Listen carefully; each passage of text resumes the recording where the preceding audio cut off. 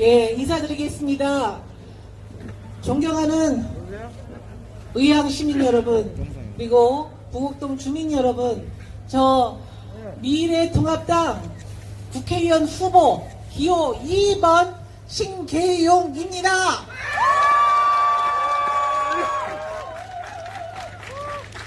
이 코로나 전국 때문에 정말 이렇게 반가운 분들하고 손도 잡기 어려운 이런 상황임에도 불구하고 또 경제는 안 좋아서 정말 설상가상 초유의 경제 국난을 겪고 있는 이 상황에서 우리 이 자리에 많은 분들이 이렇게 나와주셨습니다.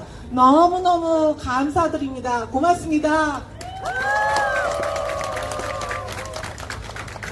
우리가 이 자리에 왜 모였습니까? 바꿔야 되기 때문에 나온 거죠? 네! 바꿔야 되기 때문에 만나고 있는데요. 가장 많이 듣는 얘기가 제발 좀 잘해달라. 제발 좀 요번에 바꾸자. 이래도 그대로 둬서는 안 되겠다. 정말 잘해줄 수 있겠냐? 될 수 있느냐? 이렇게 말씀들 많이들 하십니다. 정말이지 그 말씀 들을 때마다요, 제가 제 자신이 신계용이 아니라 우리 여러분들의, 우리 국민들의 신계용이구나. 이게 개인 신계용이 아니라 제 몸이 제게 아니라 여러분들 것이구나 하는 거를 제가 만날 때마다 느낍니다. 그만큼 여러분들의 말씀 한 말씀 한 말씀이 저에게는 책임감이고 저에게는 사명감입니다. 그래서 그 말씀 들을 때마다 제 몸무게가 500g, 1kg 빠지는 것 같습니다. 존경하는 부곡동 주민 여러분, 공약도 중요합니다. 국회의원이 되면요, 자기가 우리 시민들께 약속한 공약 반드시 지켜야 되는 것은 그런 사명이고 그 사람의 역할입니다. 국회의원의 역할이죠.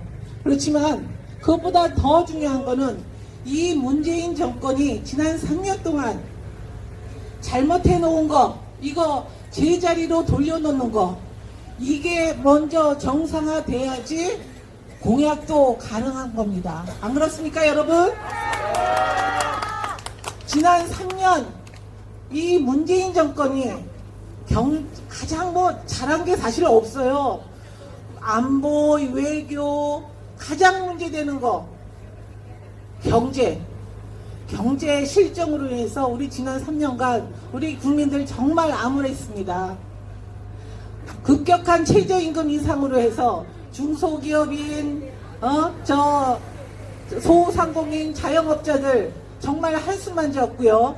그 다음에 난데없이 무슨 조국이라는 사람이 법무장관 됐는데 그 뒷면을 보니까 부모 자기 찬스 쓴 거야. 애들을 위해서. 그러다 보니 엄마 아빠 찬스 쓴 조국 때문에 우리 엄마 아빠들은 자기 아이들한테 한없이 그 부모 찬스를 쓸 수 없는 그 엄마 아빠들은 한없이 아이들한테 미안해 했던 겁니다.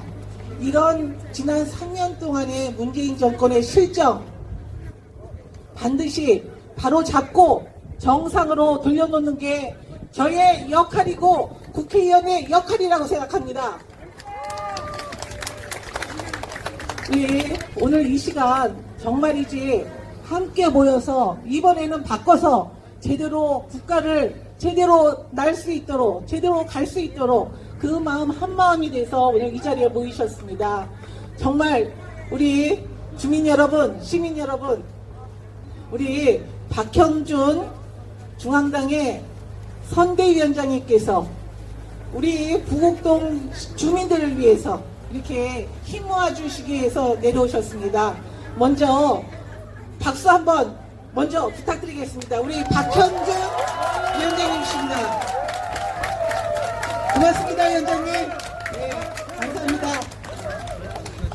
아무쪼록 이번 선거 4월 15일은요, 우리 지난 문재인 정권 3년을 심판하고 우리나라 국가를 제대로 궤도에 올려놓을 수 있는 그런 중요한 선거입니다.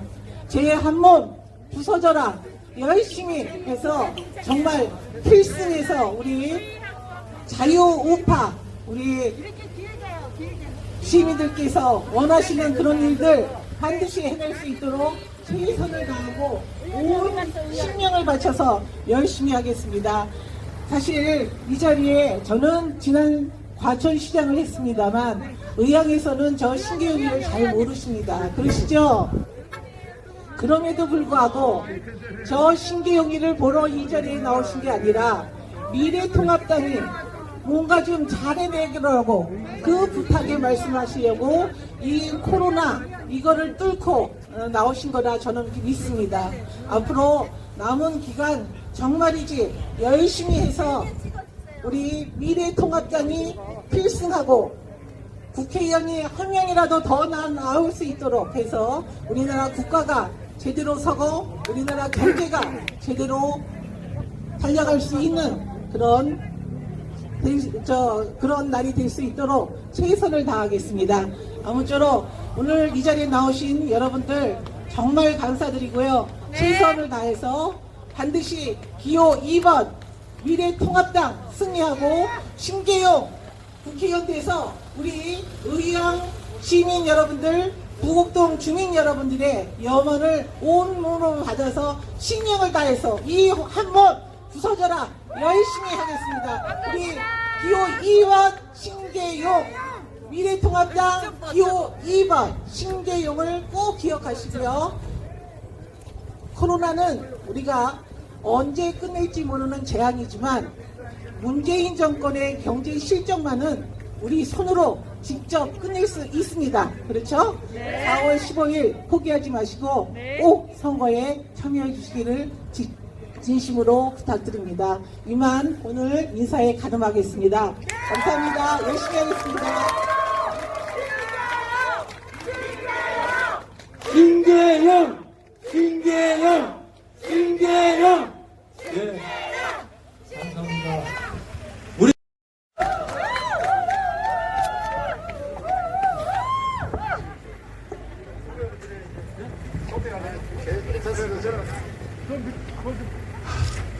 의왕 시민 여러분 안녕하십니까? 미래통합당 중앙공동선대위원장 박형준입니다. 오늘 이렇게 화창한 날씨에 그러나 코로나 재난 때문에 여러 가지 어려움을 겪고 있는 우리 도깨비시장 상인 여러분들 앞에서 말씀을 드리게 돼서 한편으로는 기쁘고 한편으로는 참 제 마음도 안타까운 그런 심정입니다. 하지만 이번 총선에서 여러분들은 딱 두 가지는 꼭 잊지 않으셔야 됩니다. 하나는 환기입니다.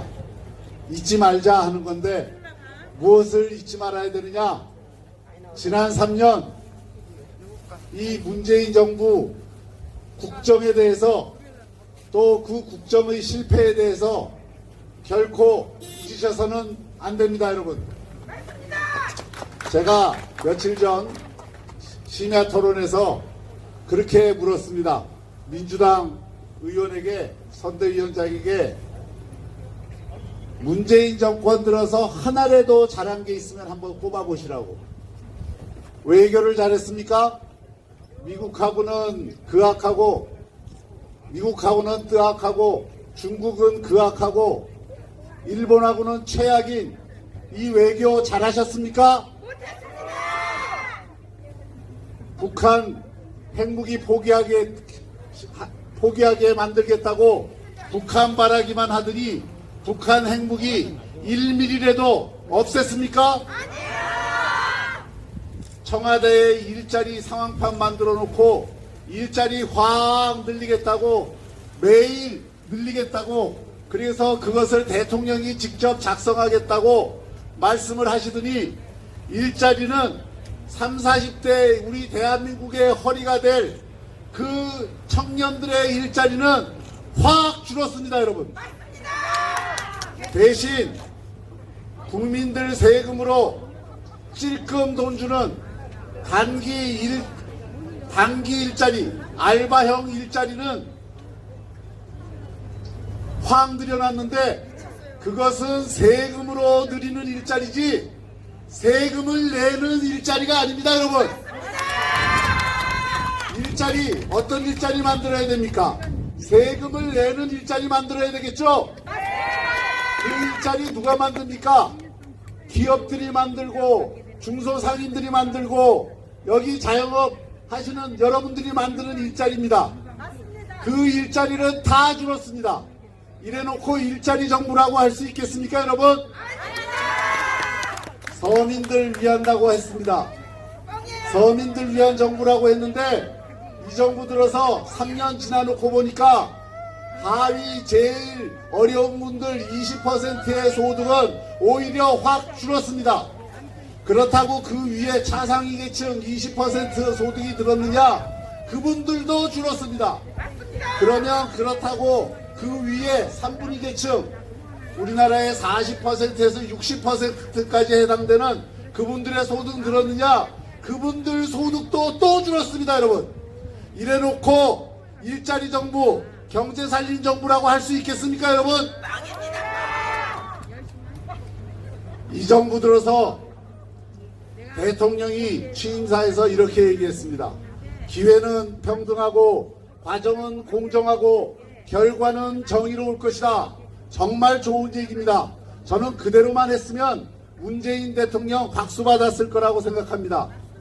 그런데 정의 상징인 법무부 장관의 기회는 아빠 찬스고 과정은 문서 조작이고 결과는 부정 입학인 이런 사람을 앉혀놓고 그 사람 지키겠다고 온 나라를 난리로 만든 이 정권 여러분들 어떻게 생각하십니까?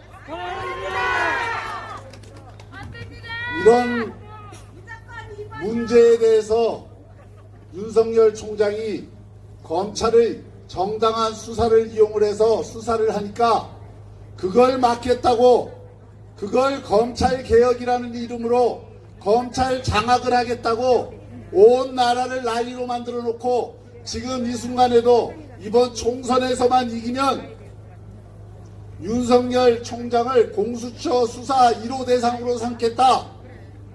이런 이야기를 하는 이런 위선과 가식의 이런 정권을 그대로 내버려둬도 되겠습니까, 여러분? 그래서 여러분들은 이번 선거에서 결코 잊으셔서는 안 됩니다. 이번 선거는 누가 뭐라 그래도 지난 3년 문재인 정부의 국정에 대해서 평가를 하는 중간고사 시험입니다. 공부는 안 한 학생이 성적만 좋게 받으려고 하면 되겠습니까? 어떤 기업을 전문 경영인에게 맡겨놨는데 3년 동안 기업 경영 엉망으로 해서 적자투성인 기업을 만들어 놨는데 그 기업 경영인에게 상 주면 되겠습니까? 보너스 주면 되겠습니까? 인센티브 주면 되겠습니까? 책임을 물어야죠. 그래서 여러분들은 잊으셔서는 안 됩니다. 아무리 코로나 재난, 코로나 위기 때문에 어려우시더라도 이번 선거를 통해서 지난 3년 국정 잘못했다고 생각하시면 회초리를 들어서 강하게 종아리를 때려주셔야 됩니다, 여러분.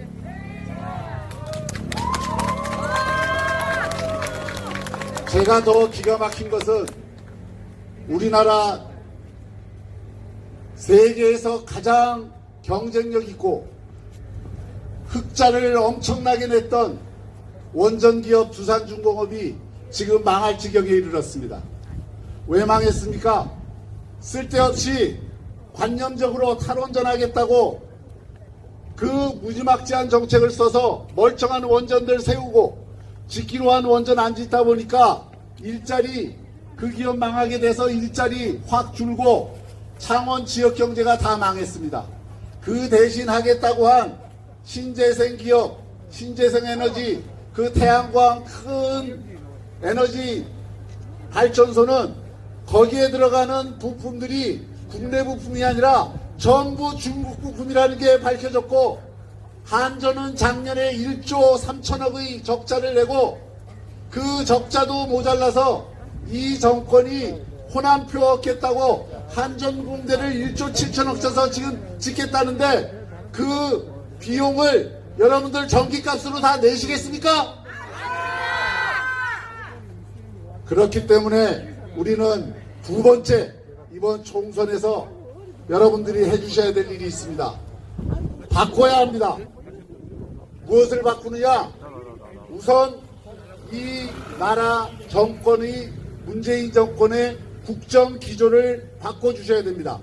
외교, 안보, 경제, 탈원전, 공정사회, 민주주의 어느 것 하나 지금 제대로 가고 있는 게 없는데 이 국정 기조를 바꾸려면 국회가 또 그 나물의 그 밥인 또 친문 패권 세력으로 완전히 장악이 된 그런 국회에 다수 의석을 주셔서 지금 이대로 쭉 가도록 하면 무엇이 나오겠습니까?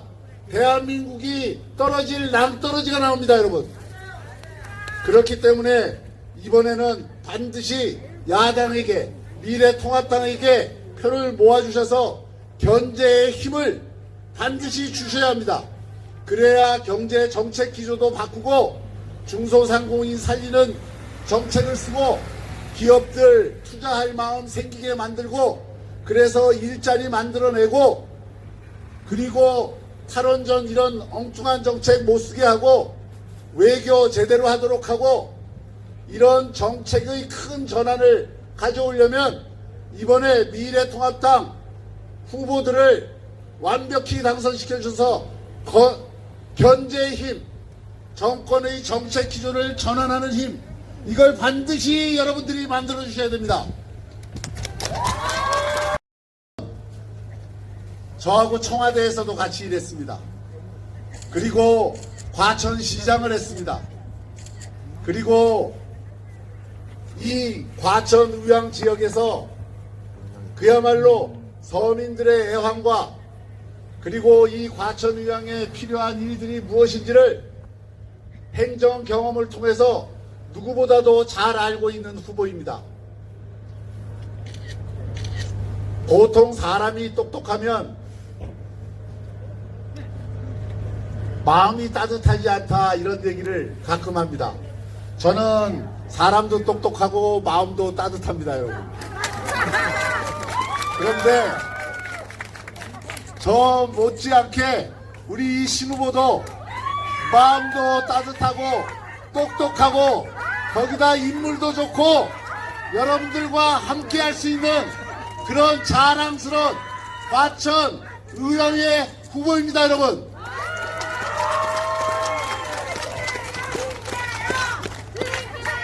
아쉽게도 제가 이번 국회에 못 들어갑니다.